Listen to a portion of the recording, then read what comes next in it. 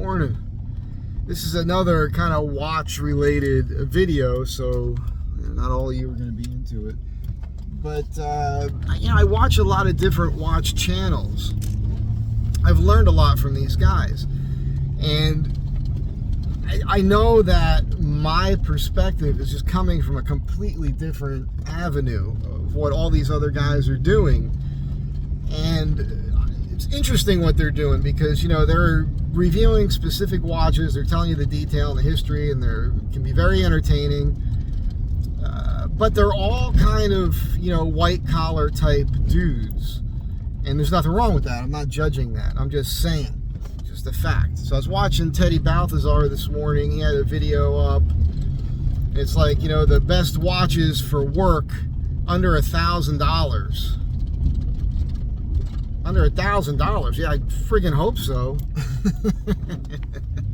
Like 30 seconds in, I made a comment like, I'm only 30 seconds in, and I hope he gets to this, but being a blue collar kind of guy, I can tell you right now, I'll buy watches off of AliExpress, just to make my point, for $100 or less, that are stainless steel and water resistant and shock proof, and they're awesome. And I didn't get too into it because I could go on and on and on. You guys see, that's what I do. I'm doing these, economy watches that are spec'd at watches that go for $300, $400, $500, $600. So it's an interesting thing. And then I did watch it long enough. I had to get to work, but I watched it long enough to where he got to the blue collar section, and the cheapest watch he had there was a G-Shock for $150, which is not bad. I don't like plastic on my hand. It gets funky. The leather doesn't get funky like plastic. And it was solar, which is different. Back in the day with me, with G-Shocks, I had one in the Marines, which wasn't solar. So eventually that battery went off. But I beat that up. Eventually I beat that to the point where it wasn't working anyhow. Believe it or not, a G-Shock. And then I had another one too early on when I first started as a carpenter, framing houses and all that. And then that eventually stopped working.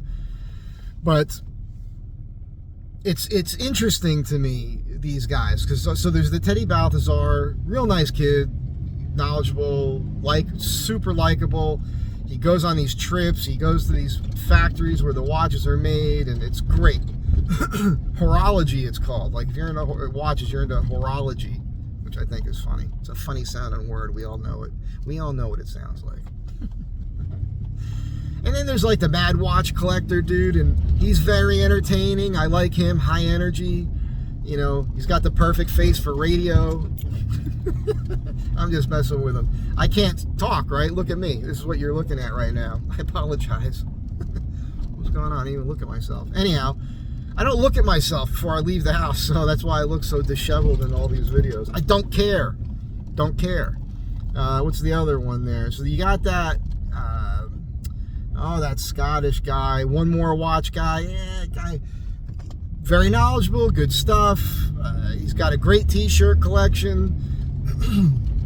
He's one of those guys, and they all do it when they talk about like Seiko tool watches, or any tool watch has a Hardlex crystal, and they knock it, they want the sapphire. But as we know, if you're banging on a watch at work, the Hardlex is better. It's not going to just shatter if you really whack it. Personally, I've never shattered one, and I work pretty hard. But I didn't wear a watch for a long time after getting a cell phone. I'm just now getting back into it, right? So there's that guy. My two favorites are the Urban Gentry and that Mark guy from Long Island Watches. And I love their collaborations when the two of them are together having a good time.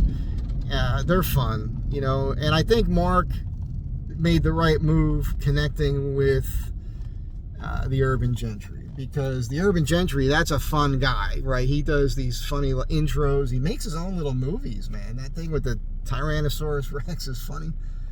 And Mark, as we know, he's just a matter-of-fact kind of engineer dude that, Mark doesn't have like a whole lot of personality that he's putting out there. He's just doing his job. He's an engineer-minded guy, and I really respect that. Really, really, really respect that. So the two of them together, I think, is fun. And you get to see more of a fun side of Mark. Because let's face it, there's a bunch of you watching this right now, they're not into watches at all. You're not even wearing one. You don't care that much. But maybe you just like listen to me pontificate on where the hell it is. It pops into my mind. So personality is a huge thing for YouTube, right? That's what it is. That's your main thing. So that's fun. Those two guys are fun for me. But again, all of these guys are coming at it all from a different perspective. And, you know, they're showing you these watches. Now, you know, I guess it's a business thing. It helps them. They're getting watches from a lot of these higher end companies. They get all kinds of deals. I mean, they've got way more followers, you know, subscribers and viewing hours than I have. You know, after I did my first ever watch video, after watching it, I started jokingly calling what I'm doing, you know, the Palooka watch channel, because I sound like a bit of a Palooka. I don't like the definition when you look it up. It's not, if you think of Palooka Joe, like the old comics, and I think it's Joe Palooka from the Bazooka comics. Yeah, you know, my thing of it was always like that guy that maybe he was a boxer and he's a little slow now, but that doesn't mean he's stupid. You know, it just means he's a little slow and he's got to process things. You know, maybe he's a little bit more emotional, but it also tends to be like a bigger kind of, the kind of guy like somewhat built like a gorilla. He could knock you on your ass if you ask for it. That's my interpretation of it, and I've got a little bit of a Palooka in me. And let's face it, I touched on this with my concussion video. I've been knocked out, you know, out cold many times. I've woken up in the hospital many times, and I know that that's has affected my cognitive abilities. Like, if you think I'm pretty good at telling stories and recalling things, it's not always that easy, and I'm not that good with it, really. I have to think a little bit before I do these videos, even though they're all off the cuff. So nothing's scripted, as you know. So yeah, it's interesting to me with these watch things. I'm glad that they're there. If it wasn't for them, I wouldn't be into this like I am. I wouldn't know what I know. I've learned a lot.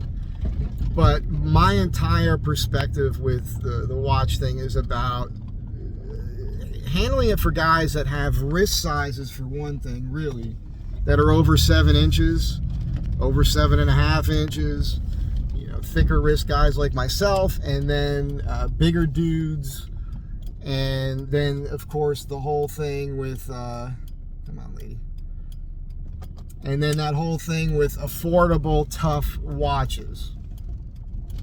Affordable tough watches for guys that are going to wear them and beat on them. And when I say affordable, they should be relatively inexpensive, because there's always a chance that you're just going to destroy it one day. Real easy to do that. So, you know, you want to be able to replace it if you have to. And now on any watch, you can replace the crystal if you break it. If the movement isn't adjusted right, you can adjust the movement. If for some reason it fails, you can pull the movement out and replace the movement, especially when it comes to Seikos or Seiko variants, which is pretty much every watch that you buy.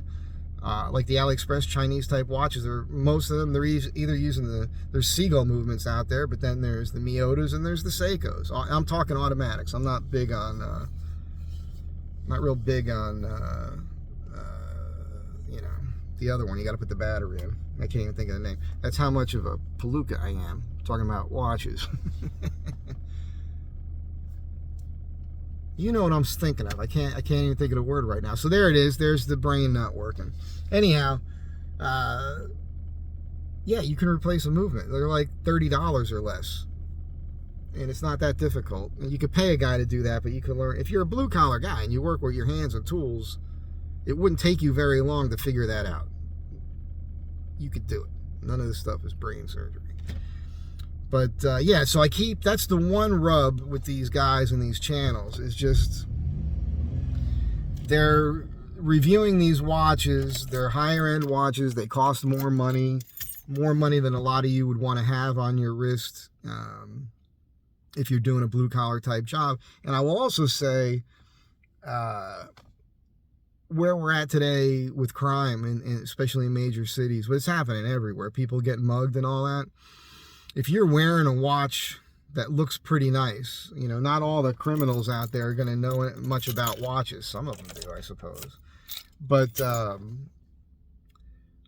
you know, if you're wearing something that's kind of flashy, and these guys are all reviewing watches that are in the hundreds and thousands of dollar range, you know, you take those recommendations, you're like, okay, I'll get that watch. And then you're out here in Los Angeles one day, walking down the street, some thug walks up to you and sticks a gun in your face and takes your money and your watch because you were wearing that watch. You heard me? You know? So that's a little tough to take, and that's happening every day. So yeah, you know, I'm coming at it from, you know, blue collar, tough guy, inexpensive, tough watches. That's my thing. I think that's all you need. I think that it used to be when I was young and for a long time, and I was anti-Chinese, obviously, right? Buy American whenever possible. But this watch hobby has turned a gear in my brain because I've been buying them. I'm looking at them. I've taken the movements out of quite a few of them, put them back together, clean things out with other watches. I'm buying a lot of these watches used, so I'm getting even a better deal, and they're still performing fine. I'm going to splurge $150 or so and get a time grapher, I think it's called, so I can put all these on and it'll tell me where it's running, like if it's running too fast, too slow, all that, the big beat rate, all that. And so adjusting the time on these is pretty simple stuff. I'll get good at it, obviously, like everything else. Because if I'm going to sell you guys a watch on a band like this, I want to be able to tell you where it's running. I'd like to have that adjusted correct, you know, the perfect. On an automatic watch, it's nice if it's set for a few seconds fast if you're going to wear it. If you're not wearing your automatic watch and you pick it up every once in a while and put it on and wear it for a day or whatever, you might find it running a little fast or a little slow.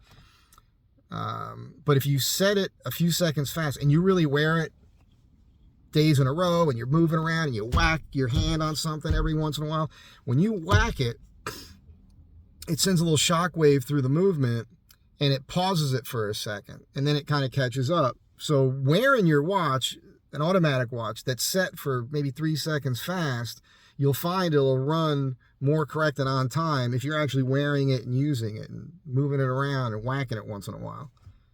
I learned that from the watch guy, a buddy of mine, Mike, who owns Majestic Watches over here on Larchmont here in Los Angeles, who's a Rolex guy. You know, he's a watch snob, you know, but he appreciates what I'm doing. I bring this stuff in and he loves it. And he loves the bands. You know, I got to make something for him, actually. That's coming up soon. So, yeah, this is just me, you know, the Palooka watch guy talking about far more successful and much better produced and far more knowledgeable. Did I say that twice? It's the Palooka thing in the brain. Channels. I'm happy for them, by the way. I'm not the jealous type. I see that in them. It looks like there's some competitive nature going on there.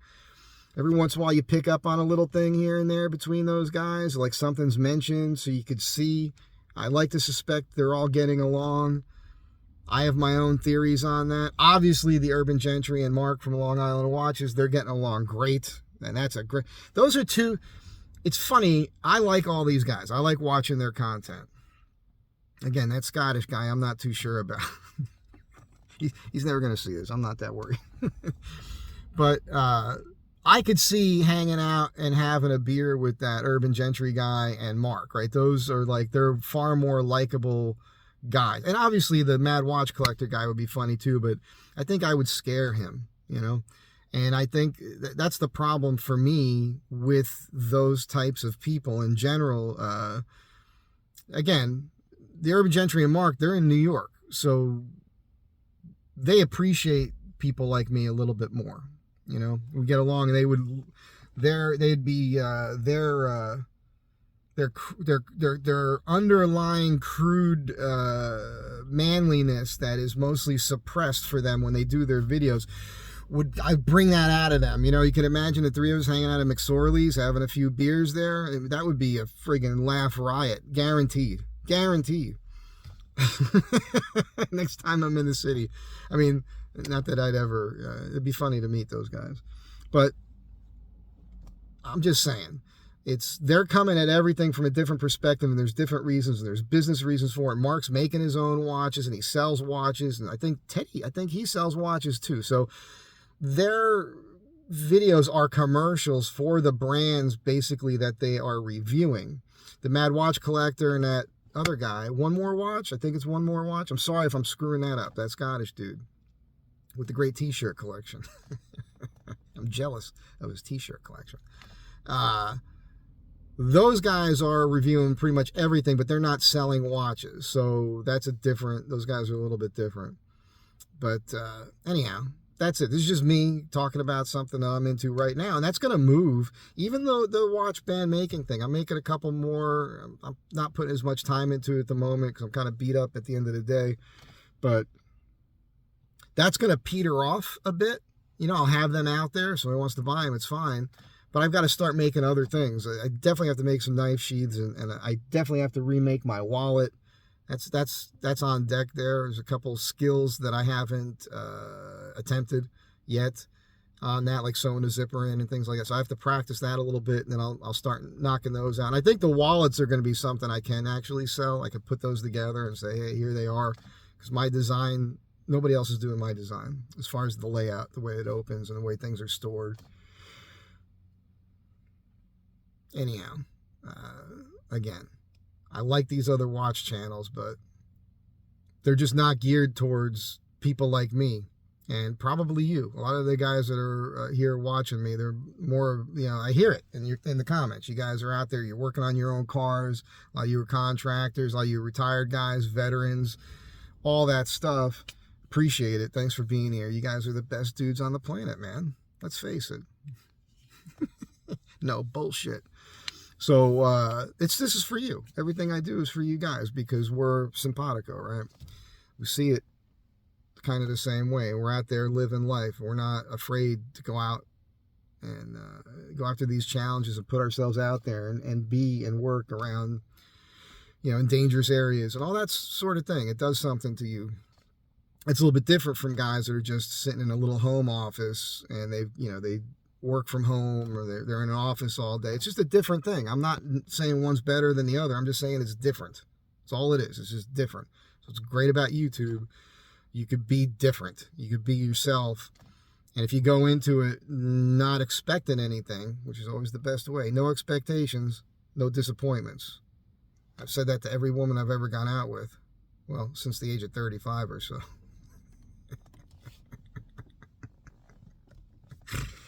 Don't expect too much. Have no expectations. You'll be happy, baby. Trust me. That cracked me up. Have a great day. Be good to one another. I'll catch you guys in the next one.